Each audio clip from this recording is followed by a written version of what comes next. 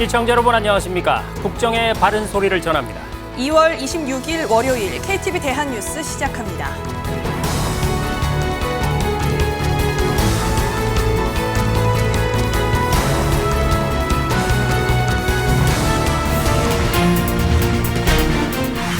윤석열 대통령이 국민이 아플 때, 제때 제대로 된 치료를 받는 것이 복지의 핵심이며 국가의 헌법상 책무라고 강조했습니다.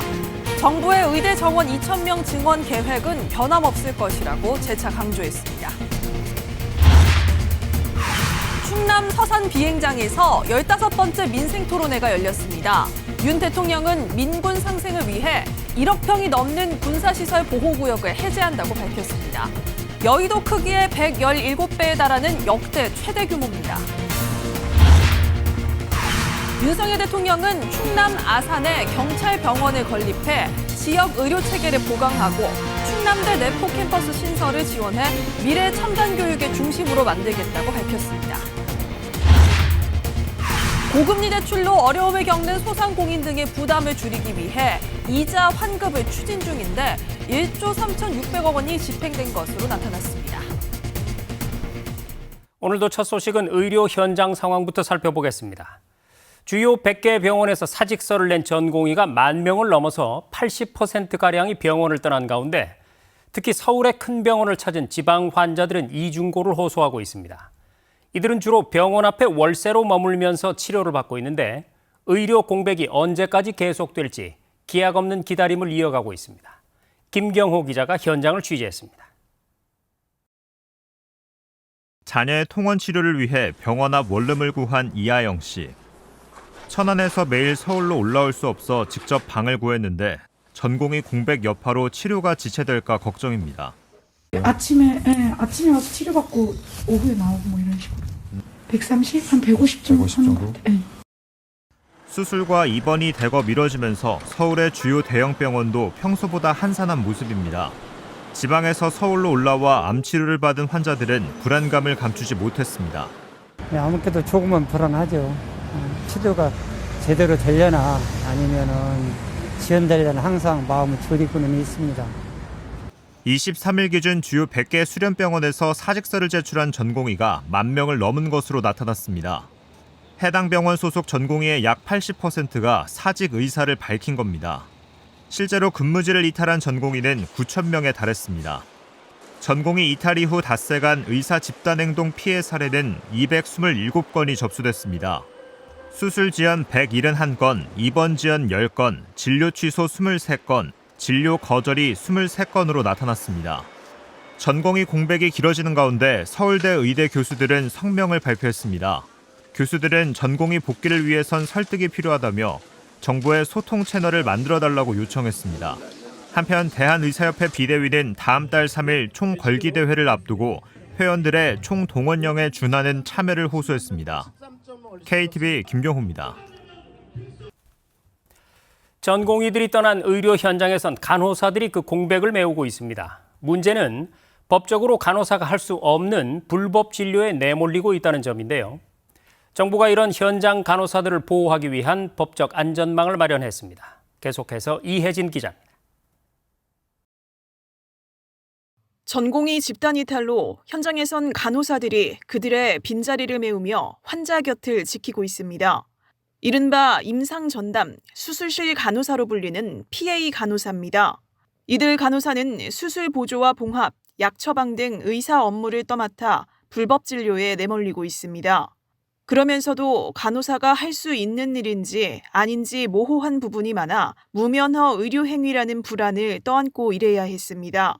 정부는 이렇게 합법과 불법의 경계에서 의료 공백을 감당 중인 PA 간호사들이 안정적으로 일할 수 있도록 법적 안전망을 마련하기로 했습니다. 간호사 등 진료 지원 인력의 업무 범위를 현장에서 명확히 정하도록 한 시범 사업이 27일부터 시행됩니다. 전국 종합병원과 수련병원 병원장은 내부위원회를 구성하거나 간호부서장과 협의해 간호사가 수행할 수 있는 업무 범위를 직접 결정할 수 있습니다. 이번 시범 사업은 보건의료기본법에 따라 시행하는 것으로 현장에서 전공의 이탈로 인한 의료 공백을 메꾸고 계신 간호사들을 법적으로 보호할 수 있습니다. 의사 온라인 커뮤니티에 올라온 집단행동 선동글에 대해서는 강력 대응하기로 했습니다. 중대본은 업무방해 선동글 게시 행위에 대해 검찰과 경찰이 신속한 수사로 관련자 사법 처리를 진행할 방침이라고 밝혔습니다. 중대본은 이와 함께 의료계가 의사 수를 늘리지 않아도 수가 인상으로 문제를 해결할 수 있다고 주장하지만 의사 확충과 구조개혁이 없다면 소용없는 일이라고 강조했습니다. 의대 증원으로 시장에 충분한 인력을 공급하는 동시에 지역과 중증, 응급 등 필수 의료 분야 지원이 집중되도록 의료체계 전반을 개혁해야 한다는 설명입니다. 아울러 또다시 의료계 집단 반발에 정책이 후퇴하면 의료 정상화는 더 멀어질 것이라고 덧붙였습니다. KTV 이혜진입니다. 윤석열 대통령은 국민이 제때 제대로 된 치료를 받는 건 국가의 헌법상 책무라고 강조했습니다. 정부는 오는 29일 전공의들의 복귀 시한으로 제시하고 시한을 넘길 경우 행정사법처리 진행 방침을 예고했습니다. 최영원 기자가 보도합니다. 수석 비서관 회의를 주재한 윤석열 대통령이 전공의 사직 등 의료계 집단행동이 계속되는 상황에 대해 언급했습니다. 국민이 아플 때 제때 제대로 된 치료를 받는 게 복지의 핵심이자 국가의 헌법상 책무라며 최근 의료 공백 상황에 대해 확고한 대응 방침을 시사했습니다. 앞서 지난 국무회의에서도 같은 기조를 재차 강조했습니다. 국민의 생명과 안전을 지키는 일은 국가 안보, 치안과 함께 국가가 존립하는 이유이자 정부에게 주어진 가장 기본적인 헌법적 책무입니다. 이런 가운데 의사 집단행동 중앙재난안전대책본부도 오는 29일을 전공의 복귀 시한으로 제시했습니다. 이달까지 복귀한 전공의는 현행법 위반에 대해 최대한 책임을 묻지 않겠다면서도 다음 달부터는 수사와 기소를 비롯한 사법 처리 진행을 예고한 겁니다. 2월 29일까지 현장에 복귀해 주시기 바랍니다. 3월부터는 미복귀자에 대해 법과 원칙에 따라 최소 3개월의 면허 정지 처분과 관련 사법 절차의 진행이 불가피합니다. 면허 정지 처분은 기록에 남아 해외 취업 등 이후 진로에도 영향을 미칠 수 있다며 지금이라도 늦지 않았으니 환자 곁으로 돌아올 것을 호소했습니다. 앞서 대통령실은 증원 규모를 축소해야 한다는 의료계 등의 주장에 선을 그으며 2,000명 증원 계획은 변함이 없을 거라고 거듭 강조했습니다. KTV 최영은입니다. 충남 서산 비행장에서 15번째 민생토론회가 열렸습니다. 윤석열 대통령은 민과 군의 상생을 위해 1억 평이 넘는 군사시설 보호구역의 해제 계획을 밝혔는데요. 안보에 지장을 주지 않는 범위에서 적극적으로 주민 수요를 검토해 군사시설 보호구역을 해제하기로 결정했습니다. 여의도의 117배 크기로 군 비행장 주변과 접경 지역 등이 포함됐습니다. 김창규 기자입니다. 우리나라에서 가장 규모가 큰 공군 기지인 충남 서산 비행장에서 15번째 민생토론회가 열렸습니다. 이곳에는 4년 뒤 공군 활주로를 활용한 민간공항이 들어서는데 민군 상생 발전 모델로 꼽힙니다. 윤석열 대통령은 민생토론회에서 서산 민간공항을 사례로 들며 국가안보와 지역 경제가 상생하는 환경 조성을 강조했습니다. 대한민국의 하늘을 지켜온 활주로가 이제 충남 경제가 비상하는 활주로로 그 역할이 확대되는 것이라고 할 수 있습니다. 그러면서 군사시설 보호구역이 우리 국토의 8.2%에 달한다며 신축은커녕 증개축이나 대수선도 할 수 없는 규제에 막혀 있다고 지적했습니다. 안보에 지장을 주지 않는 범위에서 적극적으로 주민 수요를 검토해 군사시설 보호구역을 해제하기로 결정했습니다. 군사시설 보호구역 339제곱킬로미터가 해제됩니다. 1억 300만 평 역대 최대 규모로 여의도 면적의 117배에 달합니다. 해제구역 중 군 비행장 주변 보호구역이 287제곱킬로미터로 가장 넓습니다. 서산 비행장 인근 141제곱킬로미터가 포함됐습니다. 이에 따라 제한 고도를 넘지 않는 범위 안에서 군 협의 없이 신축과 증축, 건축물 용도 변경이 가능해집니다. 철원 등 4개 접경 지역도 군 작전에 영향을 미치지 않는 범위 안에서 보호구역 해제가 이루어집니다. 접경 지역에는 군부대나 훈련장이 많아 보호구역에 많이 지정되어 우리 주민들이 불편한 점이 있었는데요. 정부와 군이 일부 접경 지역 보호구역을 완화해 주셔서 보호구역 해제에 따라 건축물 신축과 증축에 높이 제한이 사라집니다. 또 토지 개간과 지형 변경도 할 수 있어 주민 재산권 보장과 지역 개발에 힘이 실릴 걸로 보입니다. 주민 민원이 있었던 보호구역도 해제됩니다. 세종시 연기 비행장은 내년 조치원 비행장으로 통합 이전되는데 보호구역을 선제적으로 해제하는 겁니다. 평택 고덕신도시 소재 초등학교 부지도 포함됐습니다. 학교 일부가 보호구역에 포함돼 개교가 어려웠는데 이번 조정으로 올해 9월 문을 열게 됐습니다. 보호구역으로 인해서 개교가 지연되면 멀리 떨어진 학교까지 걸어가야 돼서 걱정을 많이 했었는데 가까운 학교로 안전하게 등하교할 수 있을 것 같습니다. 보호구역 해제가 어려운 파주 등 4개 지역에는 일정 높이 이하 신축 건축물에 대한 군 협의를 생략하기로 했습니다. 국방부는 군과 지자체, 주민과 소통해 보호구역 해제를 적극 추진한다는 계획입니다. KTV 김찬규입니다. 토론회에선 충남의 지역 현안도 논의됐습니다. 윤석열 대통령은 아산의 경찰병원을 건립해 지역 의료 체계를 보강하고 충남대 내포 캠퍼스 신설을 지원해 미래 첨단 교육의 중심으로 만들겠다고 밝혔습니다. 계속해서 문기혁 기자입니다. 충남에서 열린 민생토론회, 충남 도민들도 참석해 지역 현안을 논의했습니다.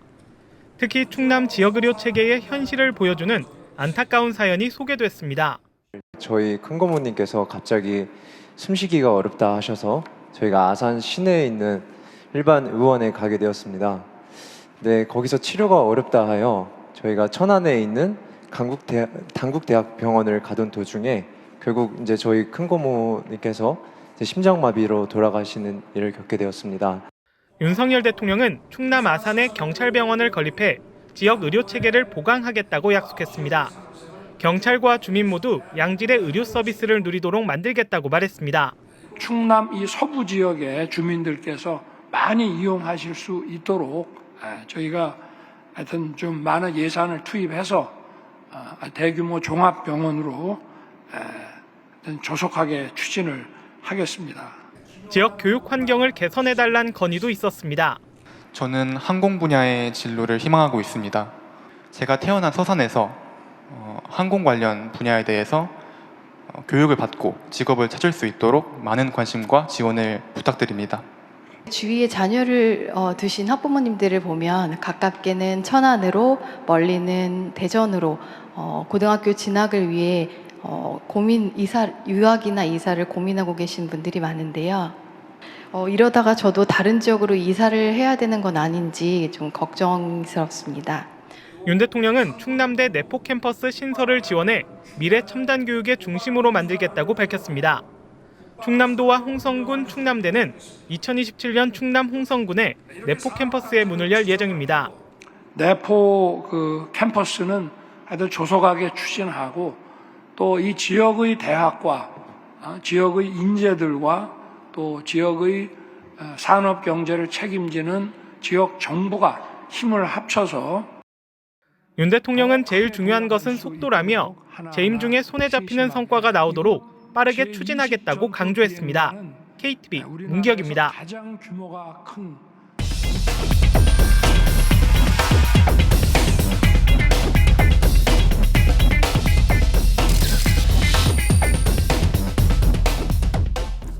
네, 그러면 15번째로 열린 민생토론의 주요 내용 취재기자와 함께 조금 더 자세히 살펴보겠습니다. 자, 신국진 기자.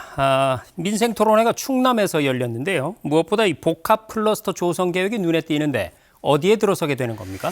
네, 충남 천안과 홍성, 논산의 국가산업단지가 들어섭니다.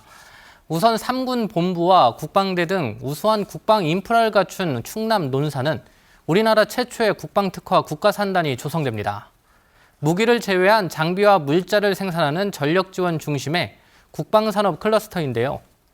정부는 즉시 부지 조성 설계에 착수하고 설계 결과를 토대로 하반기에 토지 보상 절차에 착수할 예정입니다. 특히 윤석열 대통령 임기 내 부지 착공으로 국방 기업의 적기 투자를 지원할 예정입니다. 천안에는 미래 모빌리티 국가산단이 조성됩니다. 모빌리티와 반도체, 디스플레이를 주 업종으로 하는 미래 첨단 산단으로 2028년까지 조성할 계획입니다.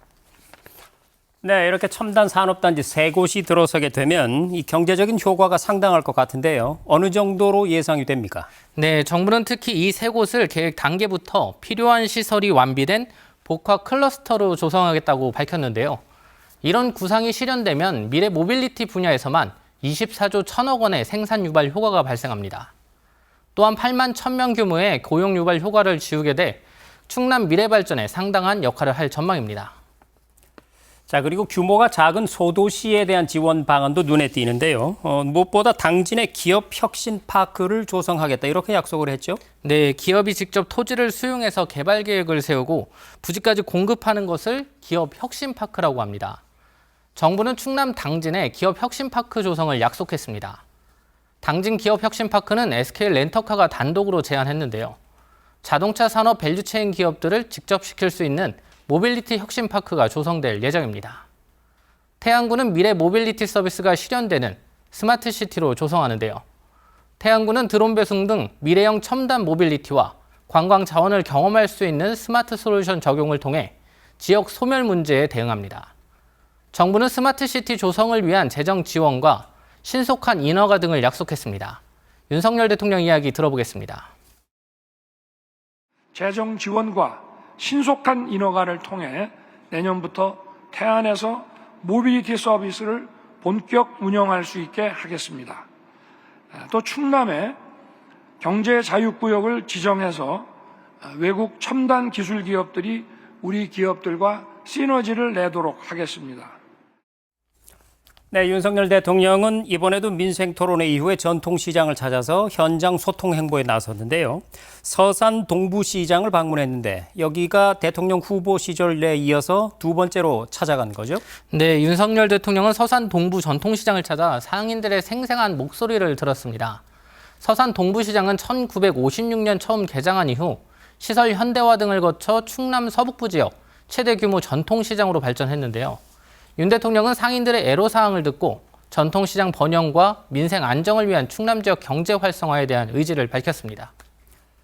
네, 지금까지 15번째로 열린 민생토론의 주요 내용을 취재기자와 함께 알아봤습니다. 신국진 기자 수고 많았습니다.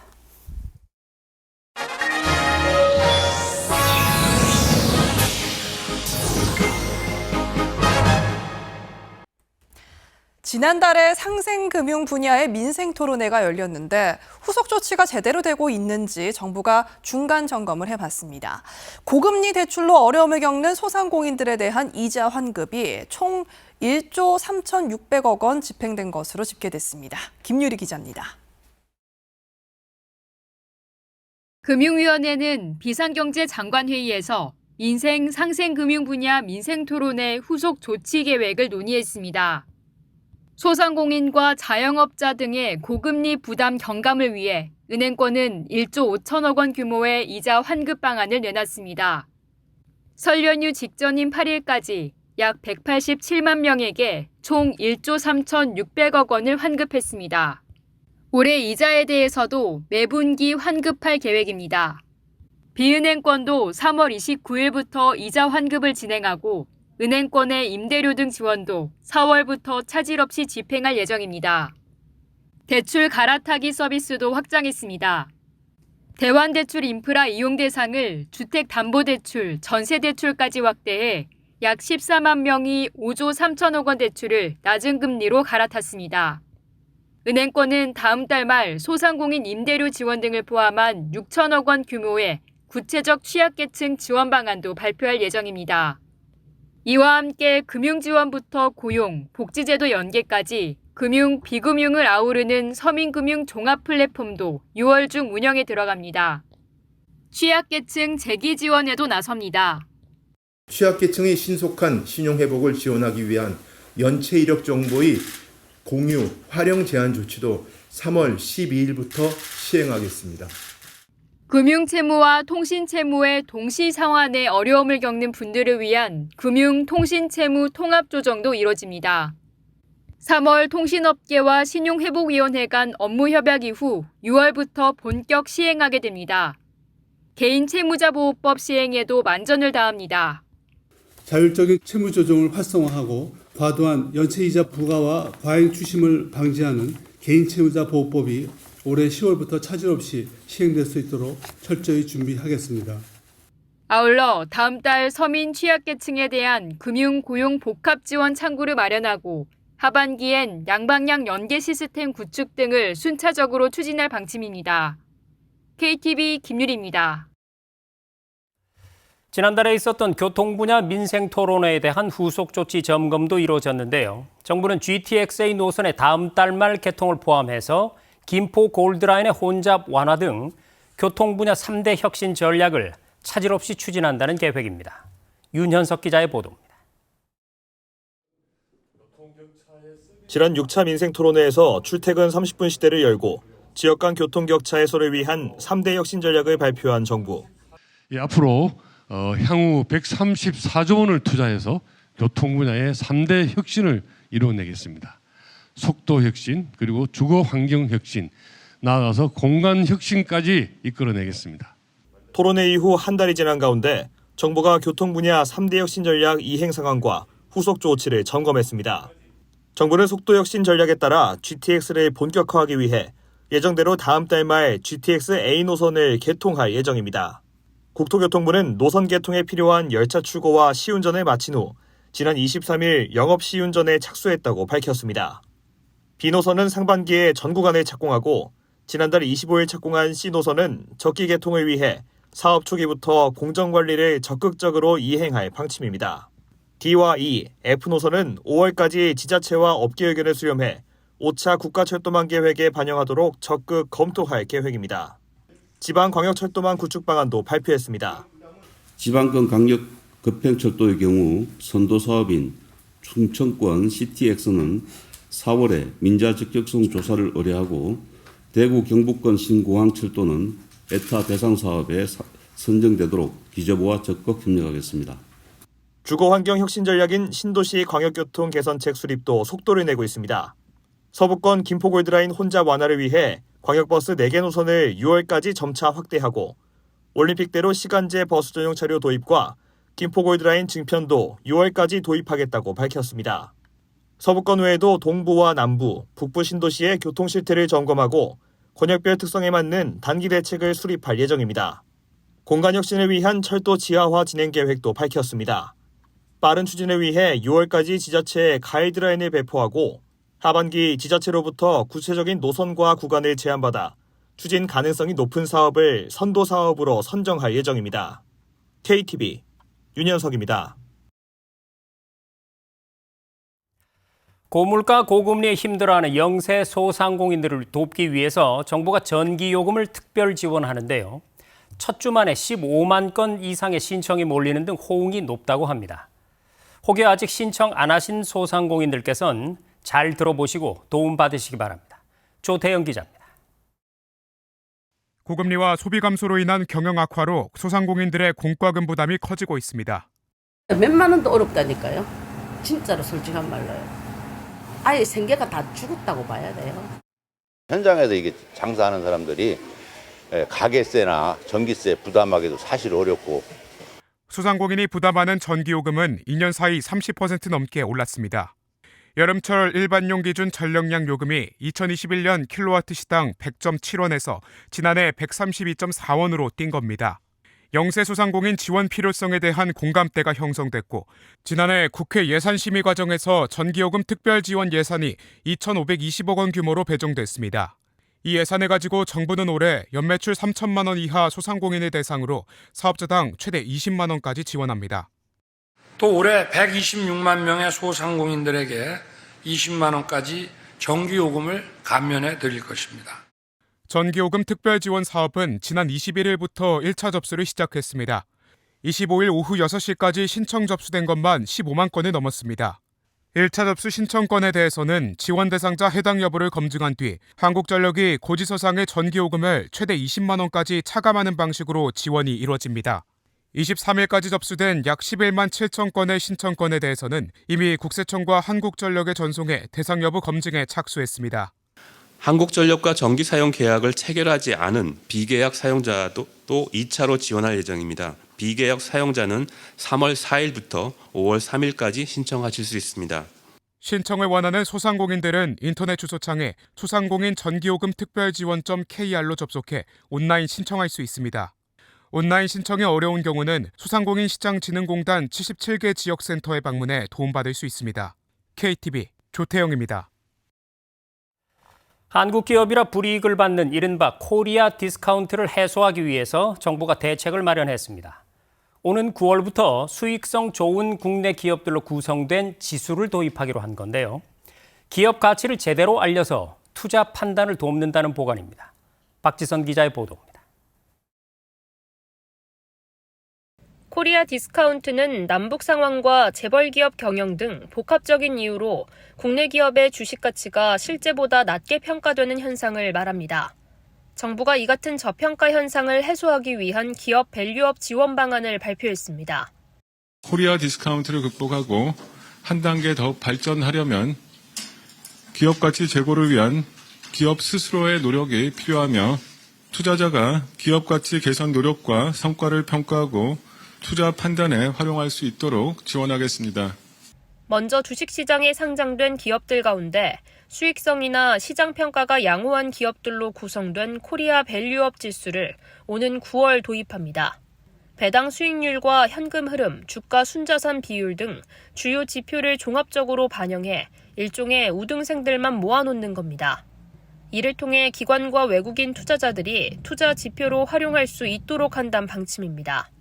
이 지수를 추종하는 ETF 상품도 올해 출시해 일반 투자자들도 기업 가치가 우수한 기업에 투자할 수 있도록 할 예정입니다. 또 주식시장 큰손인 국민연금 등 기관 투자자들이 투자를 결정할 때 기업 스스로 가치를 높이기 위한 노력까지 고려하도록 바뀝니다. 기관 투자자가 상장기업 주주로서 의결권을 적극적으로 행사하도록 규정한 스튜어드십 코드에 기업 가치 제고 계획이 시행되는지 여부를 확인하도록 가이드라인이 상반기 중 마련됩니다. 이와 함께 금융당국은 상장기업이 기업가치 제고 계획을 수립하고 투자자들에게 이를 알리는 공시제도도 하반기부터 운영합니다. 자율 공시로 운영하되 기업들의 참여를 유도하기 위해 세제 지원 등의 혜택을 부여할 계획입니다. 기업가치 제고 계획에는 현재 상황 진단, 목표 설정, 계획 수립과 이행평가 등의 내용이 담길 예정이며 금융당국은 기업들이 참고할 수 있는 구체적인 공시 원칙과 내용 등을 6월 중 확정한다는 방침입니다. KTV 박지선입니다. 서울과 수도권의 주요 지역을 연결하는 5개 광역버스 노선이 정부가 운영체계 전반을 책임지는 준공영제 노선으로 운행합니다. 국토교통부 대도시권 광역교통위원회는 경기 안성시와 강남역을 잇는 4402번 노선과 경기 의정부 송산동과 상봉역을 잇는 1205번 노선이 29일부터 준공영제 노선으로 새로 개통한다고 밝혔습니다. 또 기존의 민간업체가 운영해온 평택지제역과 강남역을 연결하는 M5438번과 경기 고양시와 숭례문을 잇는 1000번, 경기 남양주시와 잠실역을 잇는 M2352번 노선이 준공영제 노선으로 전환됩니다. 식품 제조업 상생 협력 확산을 위한 공동선언식이 충북 진천군에서 열렸습니다.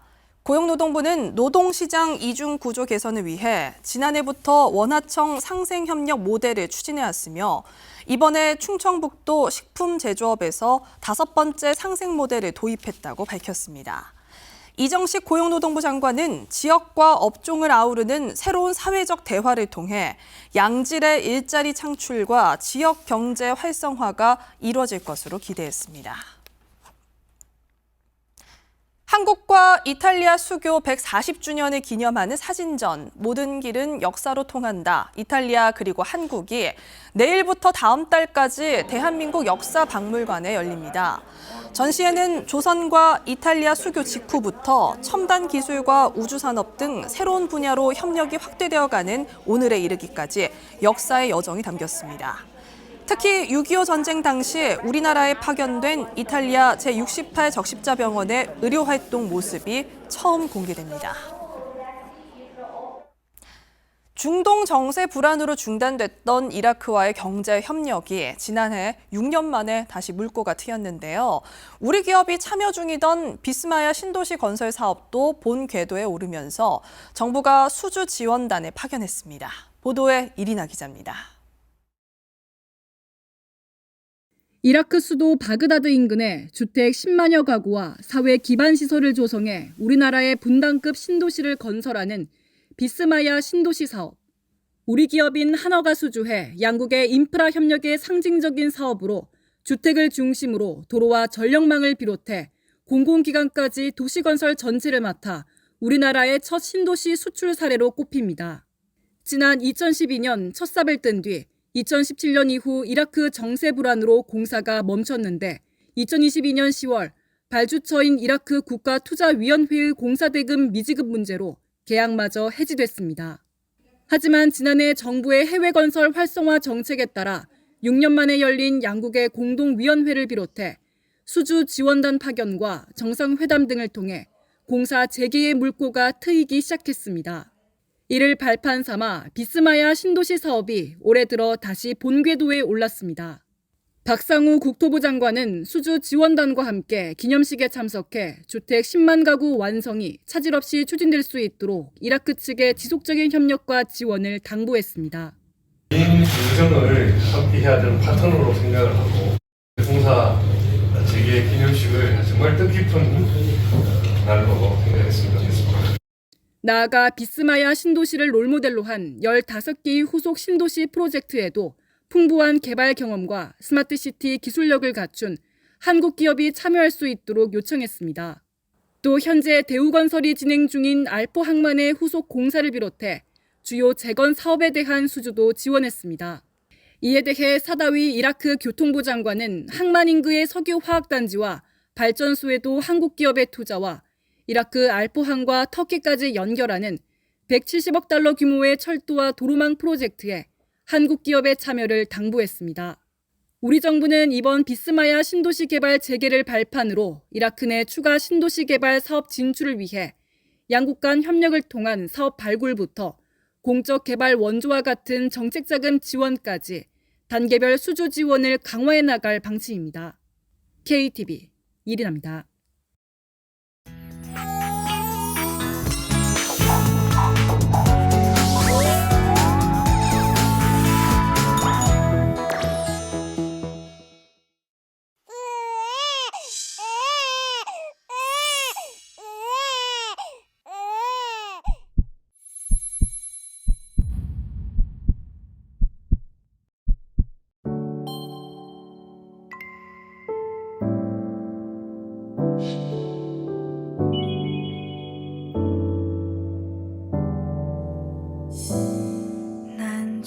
숲이 돼볼게.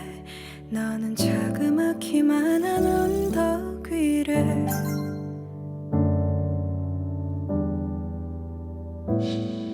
오르며 날 바라볼래. 나의 작은 마음 한 구석이어도 돼.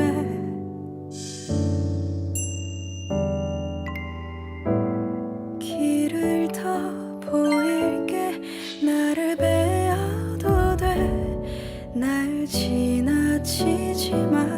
날 보아줘. 나는 널 들을게. 이제 말해도 돼. 날 보며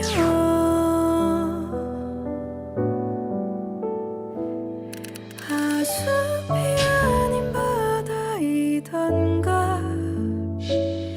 옆엔 높은 나무가 있길래 하나라도 분명히 하고파. 난 이제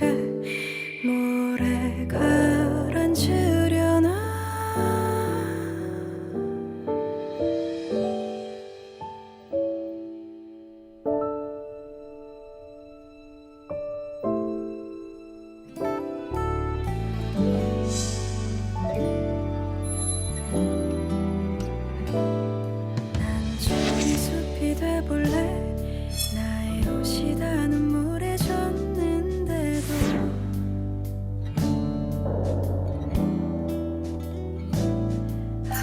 바다라고 했던가 그럼 내 눈물 모두 버릴 수 있나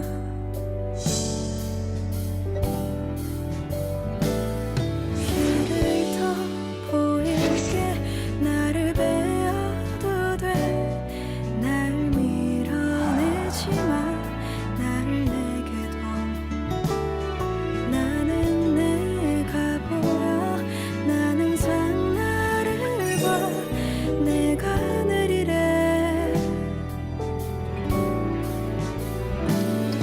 하수피 아닌 바다이던가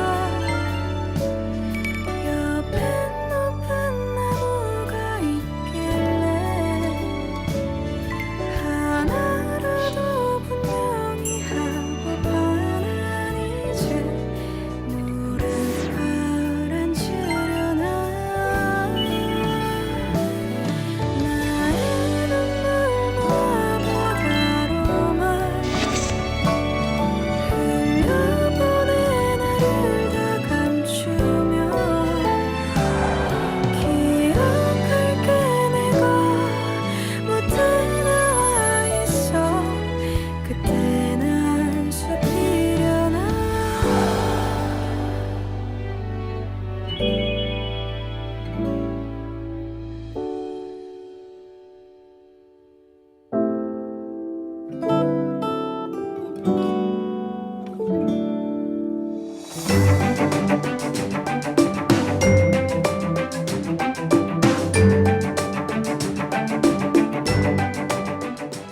안녕하세요. K웨더 라이프스타일 리보 박유라입니다. 현재 영동으로 눈 또는 비가 내리고 있는데요. 내일 새벽쯤 그치겠고 양은 1에서 3cm, 산간 많은 곳은 최고 5cm 이상이 되겠습니다.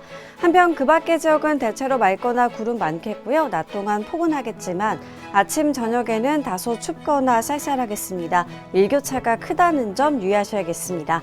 다음은 자세한 지역별 날씨입니다. 중부지방 아침 기온 서울이 0도, 춘천 영하 3도로 시작해 한낮에는 7도에서 9도 선까지 오르겠습니다. 동해안은 아침에 속초 영하 1도, 강릉 0도로 다소 춥겠고요. 낮에도 3도에서 4도 안팎에 머물겠습니다. 남부지방 낮 기온 광주 12도, 대구 9도까지 올라 온화하지만 아침 저녁에는 쌀쌀하겠습니다. 바다의 물결은 남해와 동해상으로 최고 3에서 4m까지 매우 높게 일겠습니다. 목요일 전국에 또 한 차례 눈비 소식이 있고요. 그친 뒤에는 기온이 내림세를 보이겠고 토요일에는 서울의 아침 기온이 영하 8도까지 떨어지는 등 날이 급격히 추워지겠습니다. 날씨였습니다. KTV 대한뉴스 오늘 저희가 준비한 소식은 여기까지입니다. 시청해주신 여러분 고맙습니다.